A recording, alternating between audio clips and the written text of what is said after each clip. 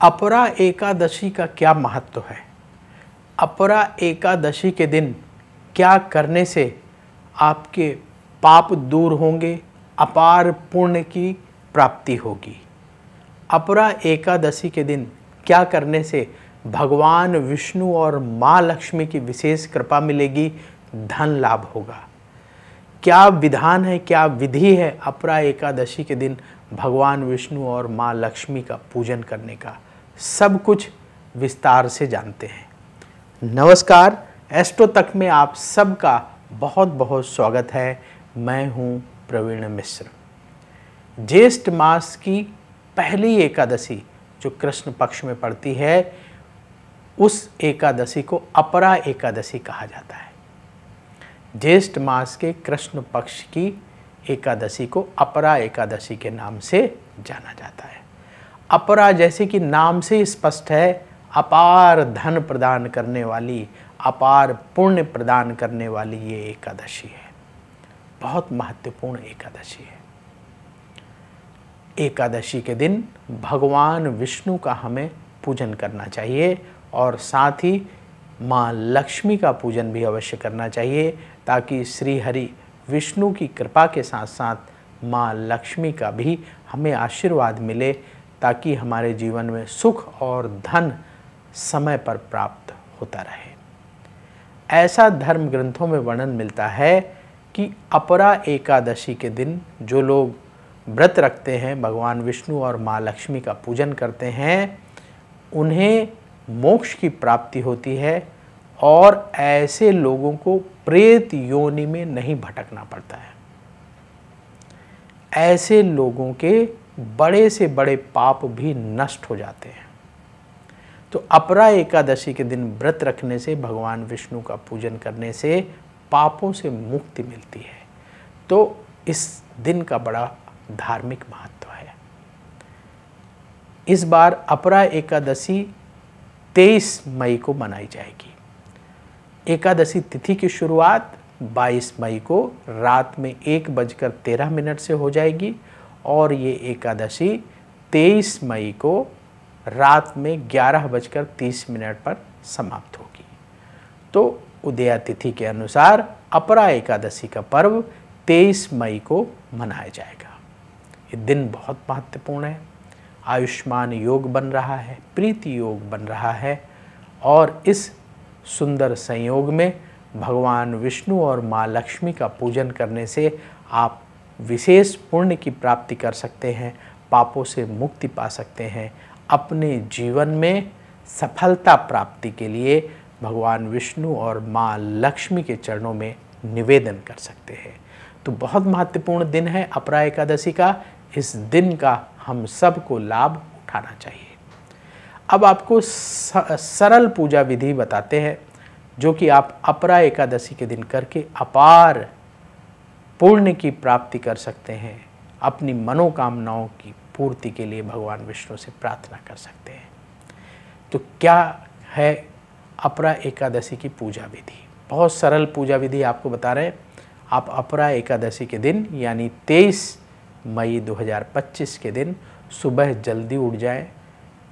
अपनी नॉर्मल जो आपका डेली रूटीन है उससे पहले, यानी सुबह सूर्योदय से पहले उठ जाएं। आपके यहाँ 6 बजे होता है, 5:30 होता है, देख लीजिएगा। तो सुबह सूर्योदय से पहले उठें, अपने घर की सफाई करें, स्नान करें, फिर अपने घर के मंदिर की सफाई करें और भगवान विष्णु का ध्यान करके अपने घर के मंदिर में भगवान विष्णु का और माँ लक्ष्मी का चित्र एक चौकी में पीले रंग का कपड़ा बिछा करके स्थापित करें, ध्यान करें, व्रत का संकल्प ले लें और इसके बाद सूर्योदय हो जाएगा, तब भगवान सूर्य को जा कर के जल अर्पित करें और वहीं से आपका व्रत शुरू हो गया। अपरा एकादशी के दिन आप व्रत रखें और अगले दिन व्रत का पारायण करेंगे। ध्यान रखेंगे कि सुबह आपने भगवान सूर्य को जल देने के बाद विधि विधान से फिर पूजन करना है। कैसे पूजन करना है नोट करिए। सबसे पहले गंगा जल से स्नान कराएंगे। पुष्प या कुश का प्रयोग करके जो भगवान विष्णु और माँ लक्ष्मी का चित्र है गंगा जल छिड़क दें, तिलक लगा दें, अक्षत अर्पित करें, पुष्प अर्पित करें और भगवान विष्णु की आरती करें। भगवान विष्णु को प्रसाद चढ़ाएं। नारियल फल का प्रसाद चढ़ा सकते हैं।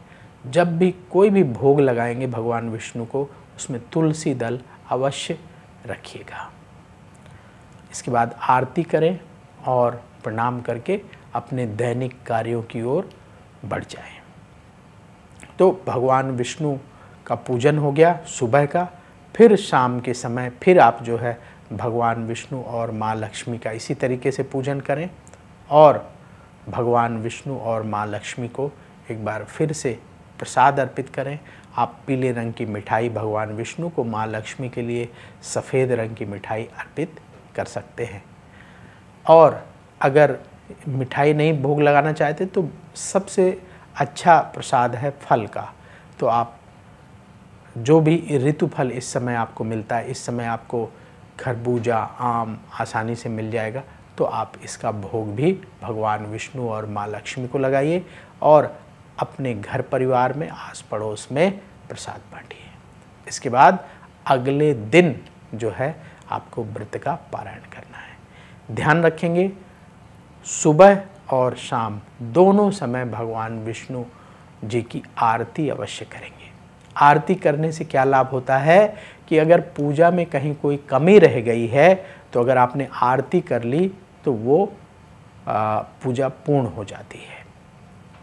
एक मंत्र नोट करिए जो यथासंभव दिन में जाप करेंगे, पूजा के बाद जाप कर सकते हैं और मन ही मन जाप करते रहेंगे, फिर शाम को जाप करेंगे।